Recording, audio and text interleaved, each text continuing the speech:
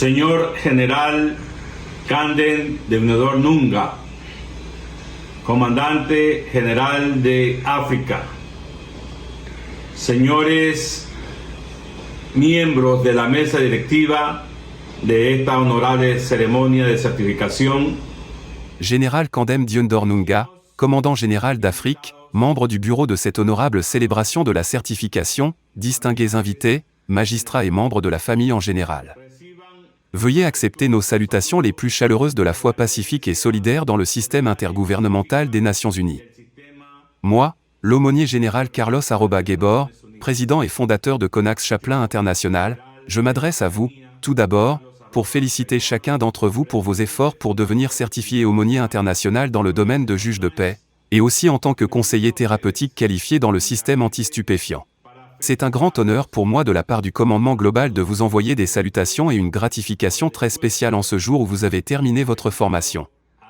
Vos efforts se traduisent aujourd'hui par une certification internationale, vous recevrez vos lettres de créance, vos badges et certificats qui vous accréditent en tant qu'aumônier pour répondre aux attentes de l'appel que Dieu a placé sur vos vies. Aujourd'hui, je veux vous dire ce que cela signifie d'être un aumônier. Être aumônier, c'est avoir accepté le commandement de Dieu, être toujours actif face aux situations et réalités qui se produisent partout dans le monde. Quelles sont ces situations? L'une d'elles est la plus expressive est le réchauffement climatique.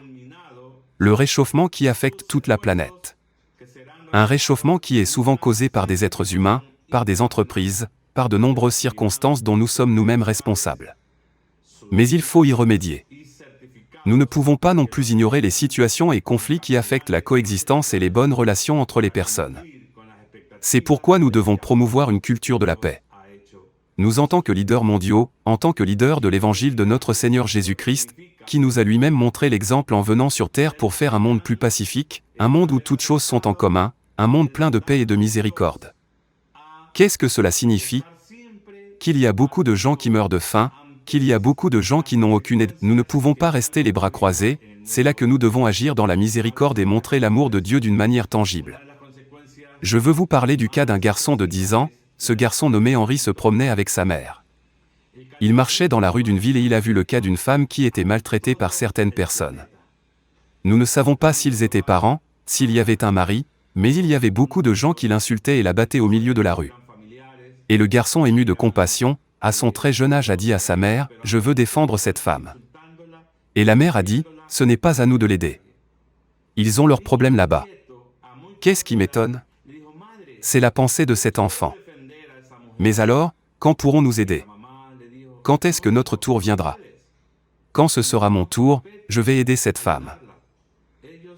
Cette mentalité de cet enfant à ce jeune âge est ce que je veux que vous mémorisiez aujourd'hui. Vous serez témoin de nombreuses situations et vous serez peut-être nombreux à décider de ne rien faire. Parce que vous vous demandez peut-être, quand pourrais-je faire quelque chose ou quand quel sera mon intérêt?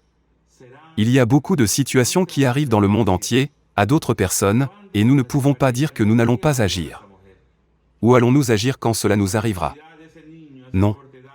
Il faut s'intéresser aux autres. Il faut s'intéresser aux autres. Nous sommes donc préparés. Le jour où c'est notre tour, nous saurons répondre. C'est pourquoi nous visitons les prisons, les hôpitaux. C'est pourquoi nous apportons une aide immédiate à la communauté.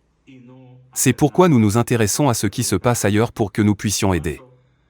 Nous devons créer un monde meilleur pour ceux qui viendront après nous. C'est maintenant qu'il faut agir. C'est maintenant que vous devez décider ce jour où vous êtes certifié aumônier international. Je veux que vous gardiez à l'esprit que ce que vous recevez de Dieu et du commandement global de Chaplain International est pour que vous puissiez l'utiliser comme un outil pour changer le monde, pour faire un monde de paix, un monde d'amour, un monde où notre famille a une vie meilleure. Je conclus en disant, ne vous demandez pas ce que l'humanité peut faire pour vous. Demandez plutôt ce que vous pouvez faire pour l'humanité. Bienvenue dans la famille des aumôniers. Bienvenue à cette certification internationale de juge de paix et aumônier anti-stupéfiant. Que Dieu vous bénisse.